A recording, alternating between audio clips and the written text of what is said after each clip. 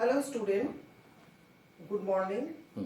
आज आप लोग को मैं फ्लेमिंगो बुक से ट्वेल्थ क्लास पोस्ट सेक्शन में से लेसन 3 डीप वाटर के बारे में बताने जा रही हूँ। डीप वाटर का ऑथर जो है, राइटर जो है, उनका नाम है विलियम डॉगलस। तो पहले हम विलियम डॉगलस के बारे में डिस्कस करते हैं। विलियम डॉगलस, इनका जन्म हुआ था 1898 में। He was born in 1980 in Maine. After graduating with a Bachelor of Arts in English and Economics, he spent 2 years teaching high school in Akima. However, he got tired of this and decided to pursue a legal career. He met Franklin D. Roosevelt at Leh and became an advisor and friend to the president. The lesson deep water is taken from of Men and Mountains by William Douglas. उनके द्वारा लिखा हुआ Men and Mountains जो एक उनकी autobiography है, उसमें से ये चैप्टर लिया गया है। It reveals how as a young boy William Douglas nearly drowned in a swimming pool. In this essay, he talks about his fear of water and thereafter how he finally overcame it. Notice how the autobiographical part of the selection is used to support his discussion of fear. कहानी लेखक William Douglas की आत्मकथा main and mountain से ली गई है। इस कहानी में वो अपने पानी से डर के बारे में बताता है और कैसे उसने दृढ़ संकल्प और इच्छा शक्ति से उस पर विजय प्राप्त कर लेते हैं। इस पर उन्होंने इस लेसन में उन्होंने विस्तार से बताया है। एक बच्चे के रूप में जब वो 3 या 4 साल का था तो वो अपने पिता के साथ कैलिफोर्निया में समुद्र तट पर जाता था।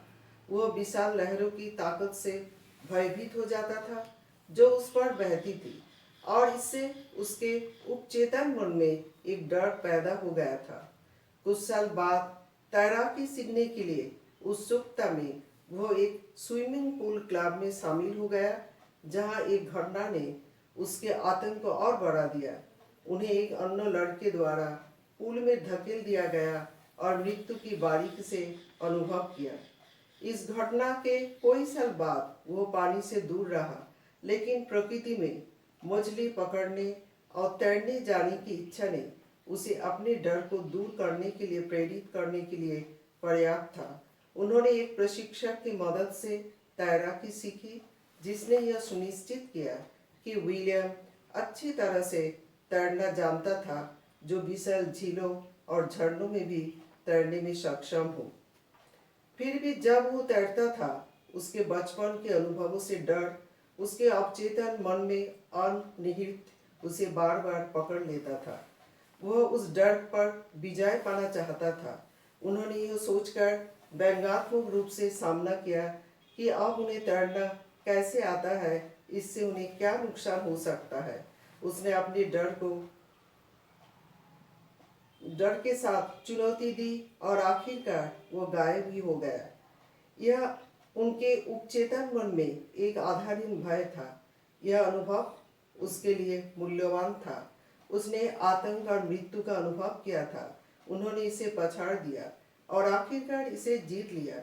विलियम ने महसूस किया कि मौत शांतिपूर्ण है और यह मौत का डर है जो आतंकित कर रहा है।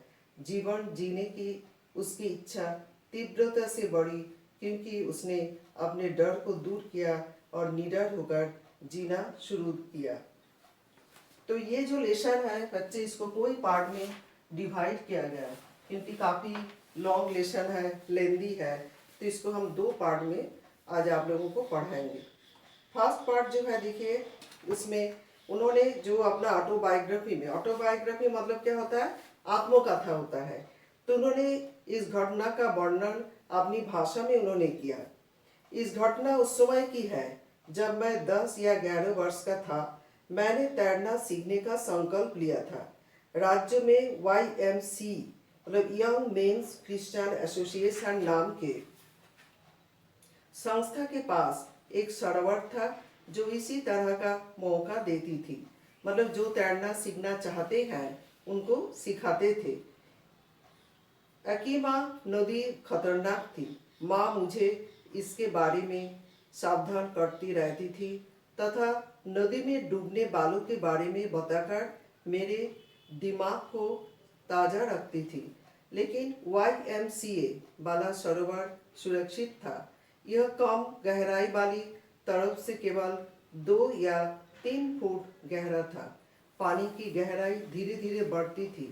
मैं वाटर विंच हवा भरे प्लास्टिक बैग जिससे नए तैरने वाले को सीखने में मदद मिलती है का एक जोड़ा लिया और सरोवर की तरफ चला गया। मुझे इससे कपड़े पहनकर चलना और अपनी पतली टांगे को दिखाना अच्छा नहीं लगता था।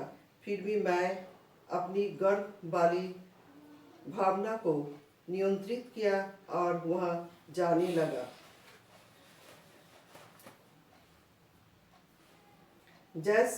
वैसे तो शुरू से मुझे पानी के प्रति एक घृणा सी होती थी जब मैं इसमें पाँव रखता था। जब मैं 3 या 4 वर्ष का था तब से यह बात मेरे मन में ही था और मेरे पिता मुझे कैलिफोर्निया के समुद्र तट पर लेकर गए हुए थे। वो और मैं झाग वाले किनारे के पानी में इकट्ठे खड़े हुए थे। मैं उनके साथ लिपटा हुआ था। फिर भी लहरों ने मुझे नीचे गिरा दिया और मेरे ऊपर से निकल गए। मैं पानी में डूब गया था। मेरी सांस खत्म हो रही थी। मैं डर गया था। पिताजी हंस दिए, लेकिन लहर के गिराने वाली शक्ति को देखकर मेरे अंदर भय समा गया। YMCA वाले स्विमिंग पूल के साथ मेरे परिचय ना मेरी दुखद यादों को फिर से ताज़ा कर दिया और मेरे बचपन वाले डर को फिर से जागृत कर दिया। लेकिन कुछ समय बाद ही मैंने अपना विश्वास जुटा लिया। मैं अपने नए वाटर विंग्स की सहायता से अन्य लड़कों को देखकर चलाने लगा। मैंने अलग अलग दिनों में ही 2 से 3 बार ऐसा किया और पानी में सुखद महसूस किया ही था कि एक दुर्घटना हो गई। जब मैं सरोवर पर गया तो वहीं कहीं नहीं था। जगह शांत था, पानी स्थिर था और टाइलों वाला तल उतना ही सफ़ेद और साफ लग रहा था जितना कि बाथटब होता है।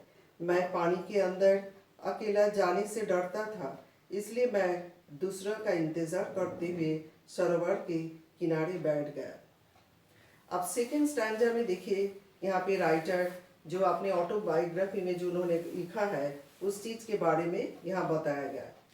मुझे वहाँ बैठे हुए ज़्यादा समय नहीं हुआ था कि एक लड़का, बड़ा सा लड़का अंदर आया। उसकी आयु लगभग 18 वर्ष की रही होगी। उसने मेरे को उस पानी की ओर ढकेल दिया। पहले तो उसने कहा, क्या तुमको पानी में डुबकी लगाना अच्छा लगता है? और ये बोला और तुरंत उसने मेरे को उसमें ढकेल दिया। ऐसा करते हुए मुझे ऊपर उठाया और गहरे छोर की तरफ अंदर उछाल दिया। मैं बैठे हुए स्थिति में ही अंदर जा गिरा।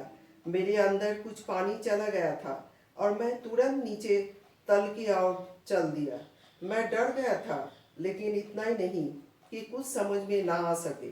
नीचे जाते हुए मेरे अंदर एक विचार आ गया था, जब मेरे 5 पाँव नीचे तल के साथ जा लगेंगे तब मैं एक जोरदार छलांग लगाऊंगा, सतह पर आ जाऊंगा, इस पर चित पड़ा रहूंगा और पैर मारता हुआ सरोवर में किनारे तक पहुंच जाऊंगा। नीचे जाने के रास्ता बहुत लंबा लग रहा था। वो 9 फुट रास्ता मुझे 90 से अधिक लग पड़ रहे थे और इससे पहले कि मैं तल को छू पाता मेरे फेंकड़े फाड़ने को तैयार थे, लेकिन जब मेरे पाँव तल के साथ जाकर लगे तो मैंने अपनी पूरी ताकत को जुटाई और जैसे कि मैंने सोचा था, एक लंबी छलांग लगाई।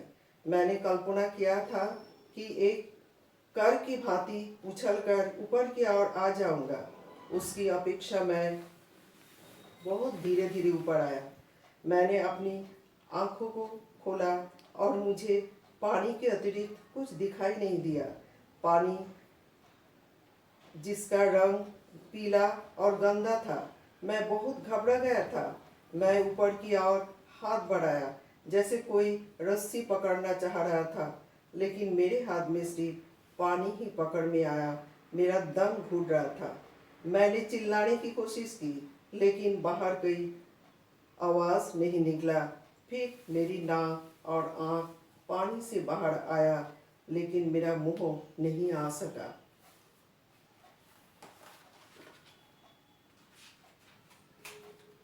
या नेक्स्ट स्टैंजा में राइटर ये बताते हैं कि मैं पानी की सतह पर हाथ पांव मारता रहा। कुछ पानी मेरे अंदर चला गया और मेरा दम घुटने लगा। मैंने अपनी टांगों के ऊपर लाने की कोशिश किया, लेकिन वे निर्जीव वजन की भांति लटकी रही, शून्य हुई और अकड़ गई। एक बड़ी भारी शक्ति मुझे नीचे की ओर खींच रही थी। मैं चिल्लाया, लेकिन पानी ने मेरा आवाज़ सुनी। मैं पानी के निचले तल की तरफ अपनी लंबी यात्रा पर फिर से जाना शुरू कर दिया। जब मैं नीचे की ओर जा रहा था, तब मैं पानी में हाथ पांव मारा, अपनी ताकत को ऐसे लगाते हुए जैसे कोई दुस्सपन में किसी अति बलवान शक्ति से लड़ रहा होता। मेरी पूरी सांसें खत्म हो रही थी। मेरे फेफड़े दर्द करने लगे थे। मेरा सिर थक थक कर रहा था। मुझे चक्कर आ रहा था, लेकिन मुझे अपनी वो योजना विचार याद आ रही थी। मैं सोच करके तल से उछल मारूंगा और एक कर की भांति ऊपरी सतह पर आ जाऊंगा। मैं पानी पर चित पड़ा रहूंगा। अपनी भुजाओं के साथ पानी में गति करूंगा और अपने पैरों के साथ छटपटाऊंगा और फिर मैं सरोवर की किनारे पर पहुंच जाऊंगा और सुरक्षित हो जाऊंगा। मैं नीचे नीचे अनंत रूप में जाता गया। मैंने अपने आँखों को खोला। वहाँ पीली रंगत लिए हुए पानी के अतिरिक्त कुछ भी नहीं दिखाई दे रहा था।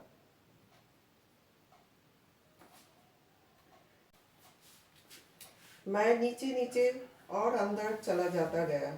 मैंने अपनी आँखों को खोला। वहाँ पीली रंगत लिए हुए पानी के अतिरिक्त कुछ भी नहीं था। काला पानी जिसमें से कोई कुछ नहीं देख सकता था। फिर अचानक भय का कोहरा मेरे ऊपर छा गया। ऐसा भय जिसमें कुछ समझ नहीं आ सकता। ऐसा भय जिस पर किसी का वश नहीं होता। ऐसा भय जिसे उस व्यक्ति के अतिरिक्त कोई समझ नहीं सकता जिसने इसका स्वयं अनुभव न किए हो। मैं पानी के नीचे चिल्लाना शुरू कर दिया। मैं पानी के नीचे सुन पड़ा था, अकड़ा हुआ और भय से निश्चल हो गया। मेरे गले के अंदर की चीखें भी जम गई। केवल मेरा दिल और सिर के अंदर ही थक थक बता रही थी कि मैं अभी भी जीवित था। और फिर उस भय के अंदर एक तर्क की बात आई। मुझे छलांग लगानी याद रखनी चाहिए जब मेरे पांव निचले तल से लगे। अंत में मुझे नीचे ट्रायले महसूस हुई। मैं अपनी पूरी ताकत से उछाला, लेकिन इस उछाल से कोई फर्क नहीं पड़ा। पानी अब भी मेरे चारों तरफ था। मैंने रस्सी, सीढ़ियों और वाटर विंच को ढूंढने की कोशिश की। वहाँ पानी के अलावा कुछ भी नहीं था। पीले पानी के एक ढेर ने मुझे जकड़ रखा था। मेरे ऊपर पूरा भय छा गया, जैसे बिजली का एक भारी करंट लग गया हो। भय से मैं झटक गया और कांप उठा। मेरी बाहें नहीं हिल रही थी, मेरे पैर नहीं हिल रहा था। मैंने सहायता के लिए पुकारने की कोशिश की, अपनी माँ को बुलाने की कोशिश की, पर कुछ नहीं हुआ। और फिर एक विचित्र घटना हुई। मुझे प्रकाश दिखाई दिया।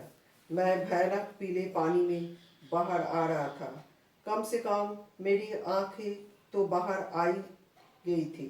मेरा नाक भी लगभग बाहर आ गया था। फिर मैं तीसरी बार नीचे जाना शुरू किया। मैंने हवा को अपने अंदर खींचता रहना चाहा, लेकिन मेरे अंदर पानी चला गया। पीला प्रकाश बुझने लगा। फिर सभी प्रयास रुक गया। मैं आराम की स्थिति में आ गया था। मेरा पैर ढीला हो गया था। मेरे दिमाग के ऊपर कालापन छा गया। इससे पूरा भय जाता रहा। इससे सब आतंक जाता रहा। अब और कोई घबराहट नहीं रही। अब सब खामोशी और शांतिपूर्ण में छा गया था। वहाँ डरने को कुछ नहीं था। इससे पूरा भय जाता रहा। इससे सब आतंक जाता रहा। अब और कोई घबराहट नहीं रही। सब खामोश और शांतिपूर्ण था। वहाँ डरने को कुछ नहीं था। बहुत अच्छा है। नींद आने लगी है। अब मैं सो जाऊंगा। उछालने की कोई ज़रूरत नहीं है। इतना थक गया हूँ कि उछल नहीं सकता। कितना अच्छा है जो मुझे कोमलतापूर्ण बाहें। अब मुझे सो जाना चाहिए। मैं बेसुध हो गया था और जीवन रूपी पर्दा नीचे गिर गया। अगली बात तो मुझे याद आ रही है, वो यह है कि मैं सरोवर के समीप अपने पेट के बल पर पड़ा हुआ था और उल्टी कर रहा था। वो लड़का जिसने मुझे अंदर फेंका था कह रहा था, लेकिन मैं तो केवल मजाक कर रहा था। किसी ने कहा दिया, बच्चा तो लगभग मर ही जाता। अब ठीक हो जाओ। चलो उसे उठाकर अंदर लाकर रूम में ले चले। कोई घंटे के बाद चलकर घर गया। मैं कमज़ोर हो गया था और कांप रहा था। जब मैं बिस्तर पर लेटा तो चिल्लाने लगा। उस रात को मैं कुछ भी नहीं खा सका। कोई दिनों तक बार बार सताने वाला भय मेरे मन पर छाया रहा। थोड़ा सा जोर लगाने पर भी मैं परेशान हो उठता था। मेरे घुटने डावाडोल होने लगते और पेट में दर्द होने लगता। मैं उस सरोवर पर दोबारा कभी नहीं गया। मैं पानी में डरने लगा। जब तक हो सकता था मैं इससे दूर ही रहता था। तो स्टूडेंट्स, ये आपका फर्स्ट पार्ट कंप्लीट हो गया।